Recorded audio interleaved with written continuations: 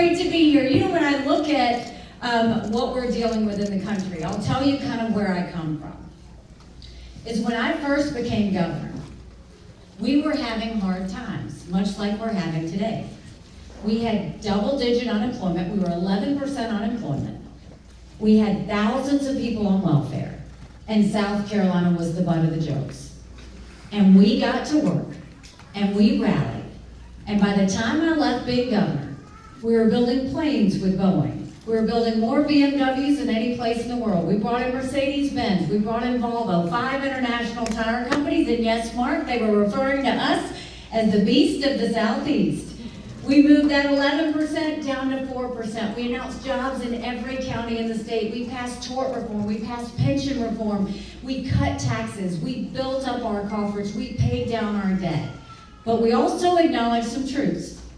We said if you got to show picture ID to buy Sudafed, if you got to show picture ID to get on a plane, you should have to show picture ID to protect the integrity of the election process. We passed voter ID.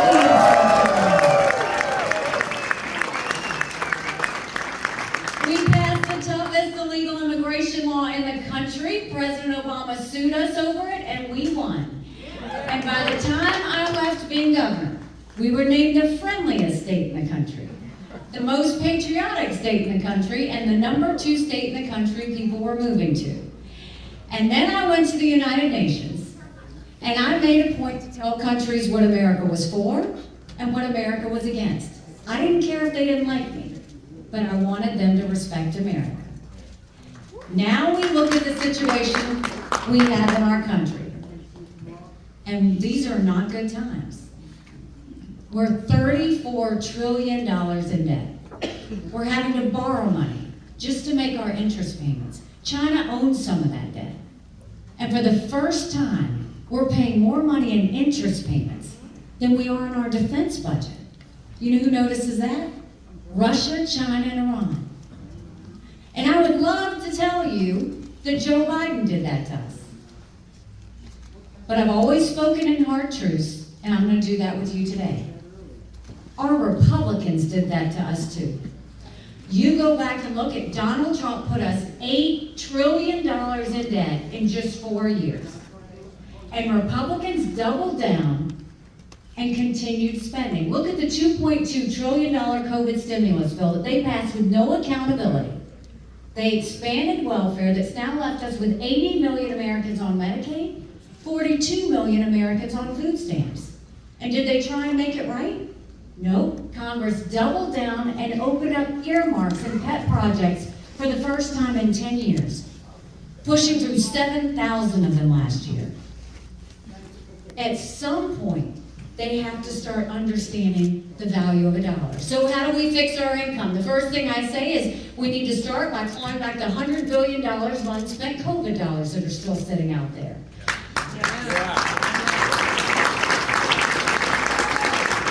Instead of 87,000 IRS agents going after middle America, let's go after the hundreds of billions of dollars of COVID fraud. 1 out of every $7 was spent fraudulently. If 80% of our budget is interest, quit borrowing. Cut up the credit cards. You have to balance a budget every day. I had to balance a budget as governor. Why is Congress the only group that refuses to balance a budget?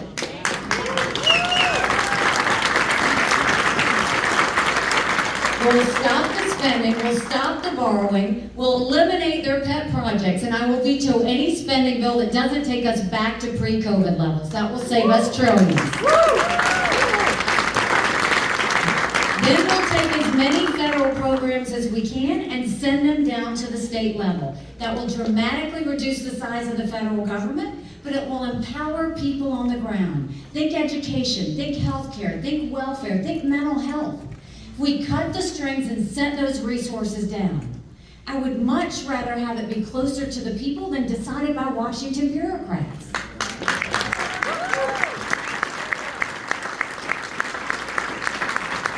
And then we're watching the rich get richer and the poor get poorer. We need to open up the middle class. So we want to cut taxes on the middle class, simplify those brackets. We want to make sure we eliminate the federal gas and diesel tax in this country.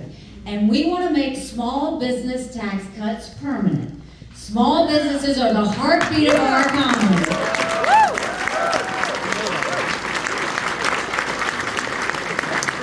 Small businesses are the heartbeat of our economy. We need to start acting like it. And let me tell you, acting like it is not doing what Joe Biden is doing with these electric vehicles that are happening right now. Think about what he did. He sent all of this corporate welfare to companies, telling all of us that we have to drive electric cars by 2033. Now, look, what about the fact that maybe we don't want to drive an electric car? Have you seen how expensive they are? We should have the freedom to decide what we want to buy. But more than that, you just did this when 70% of the batteries in electric cars are made by China. So you just took all of our taxpayer money and you're sending it to China? Think about what that says. And so all of this debt under Trump has just gotten bigger under Biden. And you know, Congress has one job, just one job, and that's to make sure they give us a budget on time. Do you know Congress has only given us a budget on time 4 times in 40 years? You know what I say about that? When I'm president, they don't give us a budget on time, they don't get paid, period.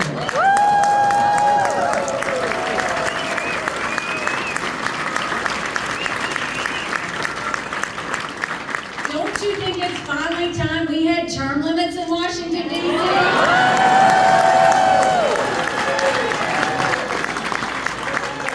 Don't you think we need to have mental competency tests for anyone over the age of 75?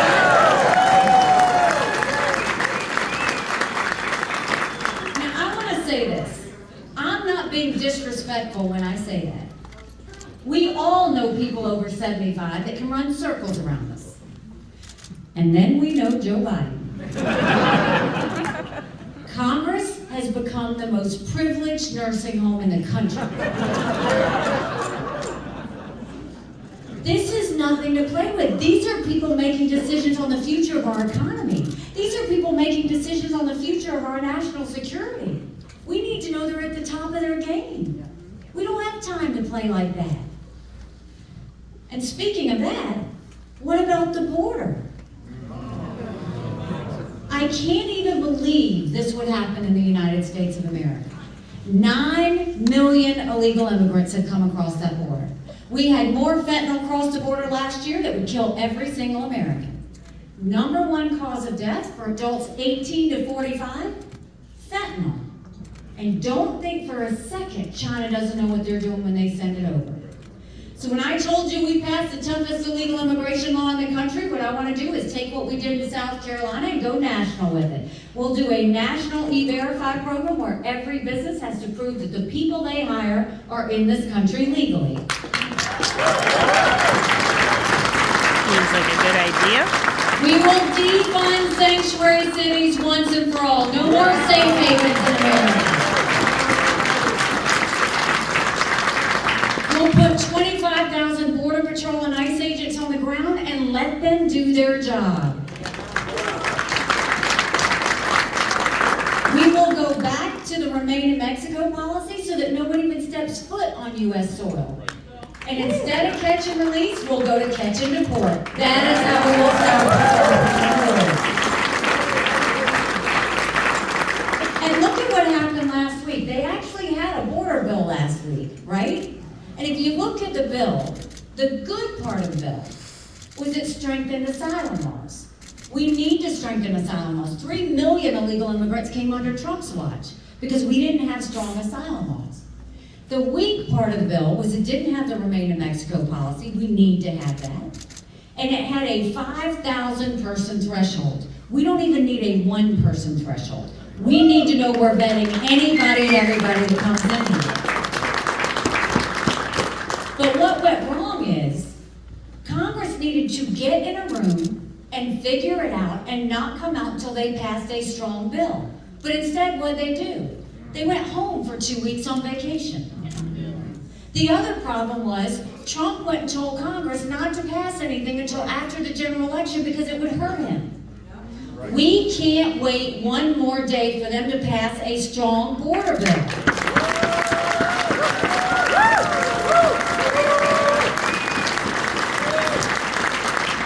Congress needs to get in a room and figure it out, and Trump needs to stay out of it, period.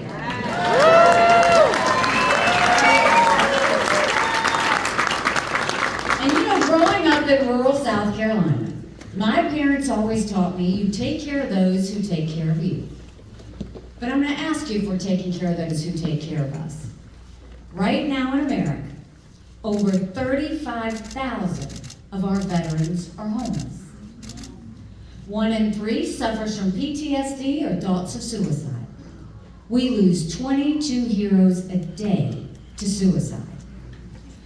If a veteran needs a doctor's appointment at the VA, on average it takes 29 days. Why 29 days? Because on the 30th day they can go to the doctor or hospital of their choice. So midway through the 29 days, they get a call to reschedule.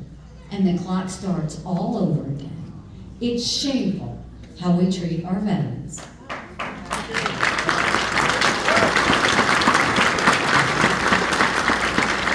Now, I'm the proud wife of a combat veteran who served in Afghanistan.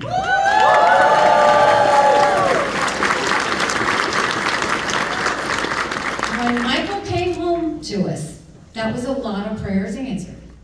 But that was the easy part. When we got home, life got hard. Michael couldn't hear loud noises. He couldn't be in crowds. Life had passed him by for the year that he was gone, and the transition was tough. We can't just love our men and women when they're gone.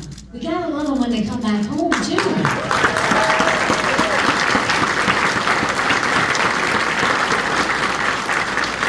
We need to do more than just the 2-week transition. We need to take care of them for the long haul. And that means having telehealth so they can get the mental health care they need right when they need it.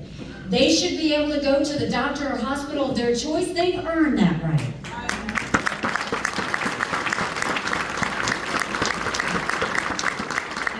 The best way we go about taking care of VA health care, I think every member of Congress should have to get their health care from the VA, and you want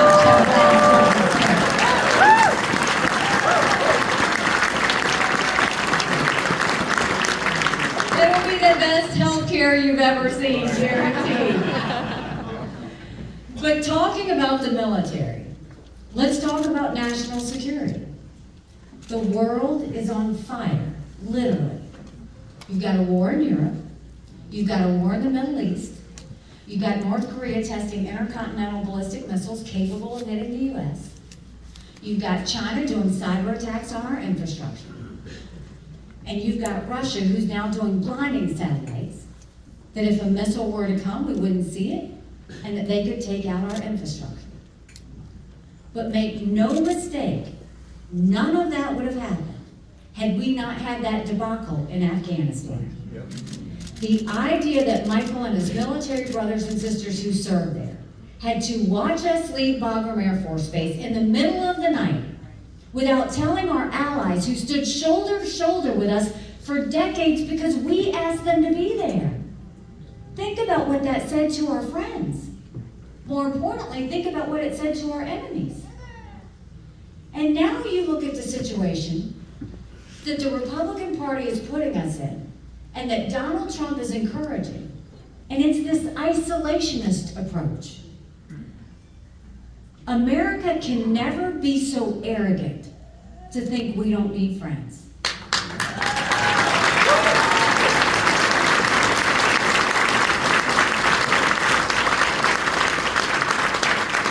After 9/11, we needed a lot of friends. And what you're seeing now is Joe Biden's putting his head in the sand, trying not to deal with any of it, which is causing more harm. And Donald Trump's wanting to walk away from all of it and thinking that if he turns away, that this won't affect us. And what's worse is Donald Trump is telling you that you have to choose between whether we prevent war around the world or whether we secure our border.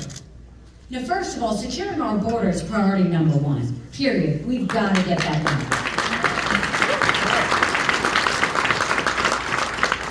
But understand, dictators, terrorists, and thugs always tell us what they're going to do. They're very transparent. Hamas said they were going to invade Israel. They did. China said they were going to take Hong Kong. We watched it during COVID. Russia said they were going to invade Ukraine. It happened. China says Taiwan is next. We better believe them. Russia said once they take Poland and the Baltic, once they take Ukraine, Poland and the Baltics are next. Those are NATO countries that immediately puts America at war. This is about preventing war. It's always been about preventing war. And I look at what Donald Trump said in South Carolina. He said he would actually encourage Putin to invade our allies. Think about that for a second. He never said that. Trump is siding with a thug. He never said where that. 500,000 people have been wounded or killed because Putin invaded Ukraine. Trump is siding with a dictator who kills his political opponents. That's not Trump true. is siding with a madman who arrests American journalists and holds them hostage. Trump is going to side with Putin, who's made no bones about wanting to destroy America, over our allies that stood with us after 9/11? What are we doing? We're better than that.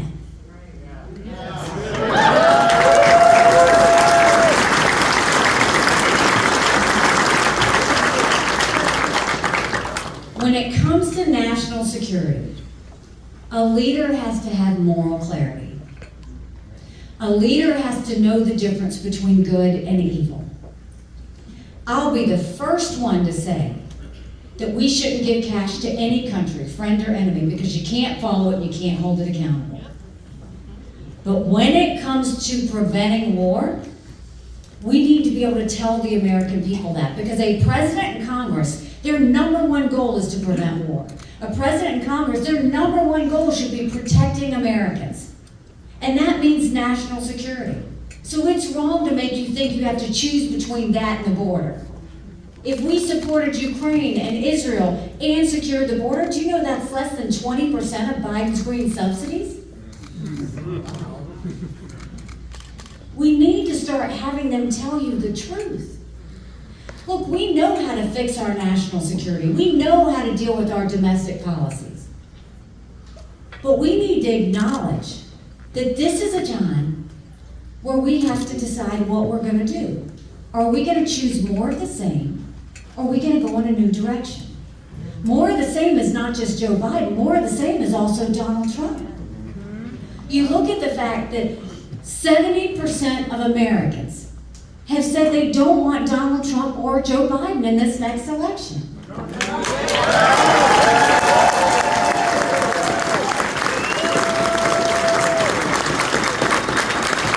The majority of Americans dislike Donald Trump. The majority of Americans dislike Joe Biden. 60% of Americans think Donald Trump and Joe Biden are too old to be running for president. Do we really want to have a country in disarray and a world on fire and have our two candidates be in their 80s? No. Because we need someone who can put in 8 years of hard work, day and night, focused on real solutions for the American people. Not vendettas, not drama, just results for the American people. That's what everybody wants.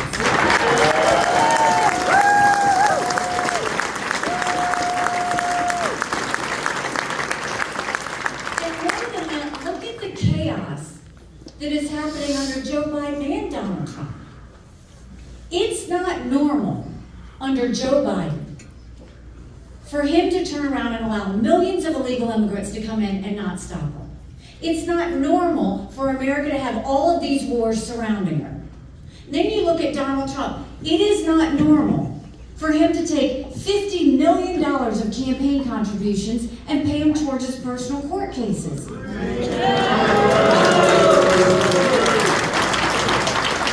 It's not normal for Donald Trump to mock the military.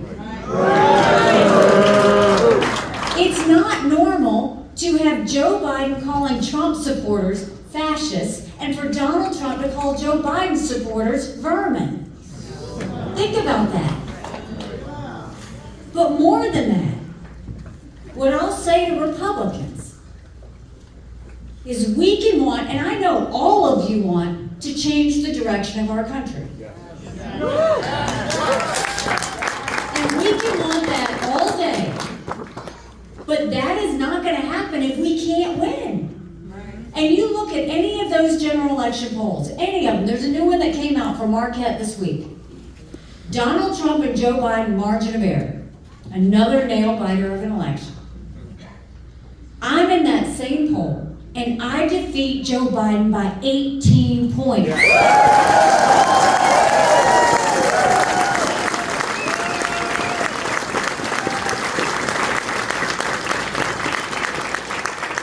That's bigger than the presidency. That's House, that's Senate, that's governorships, that's school boards. But more than that, you win by double digits. That's a mandate going into DC to stop the wasteful spending and get our economy back on track. That's a mandate to get our kids reading again and go back to the basics in education. That's a mandate to secure our borders with no more excuses. That's a mandate for law and order back in our cities. And that's a mandate for a strong America that prevents wars that we can all be proud of. Don't you want that?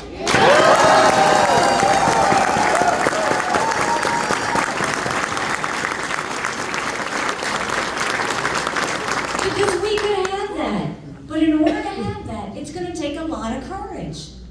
Courage for me to run. And courage for every one of you to know.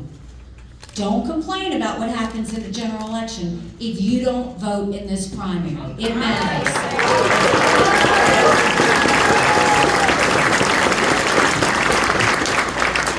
You know, 8 months ago, I dropped my husband Michael off at 4 a.m. for another year-long deployment.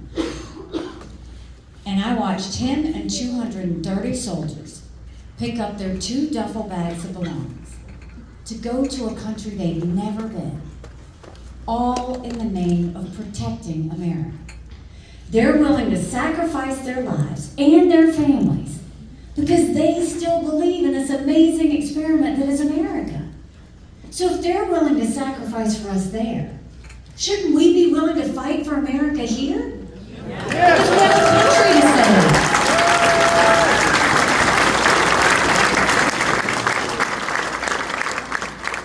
And if we have a country to save, we need to look at the 3 warning signs that are facing us.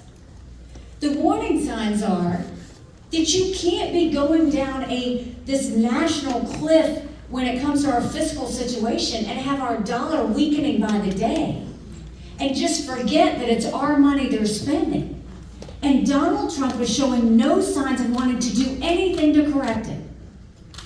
And you can't go down this route of isolationism, where all you're doing is pushing us further into war. You're not pulling us back from war. And you can't have a candidate who's going to win a primary who can't win a general.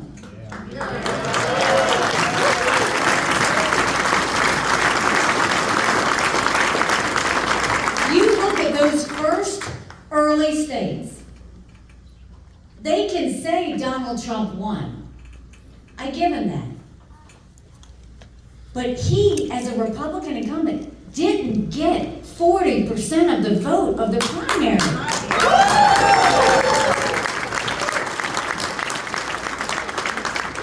And so the issue at hand is, he's not going to get the 40% if he's going and calling out my supporters and saying they're barred permanently from MAGA. He's not going to get the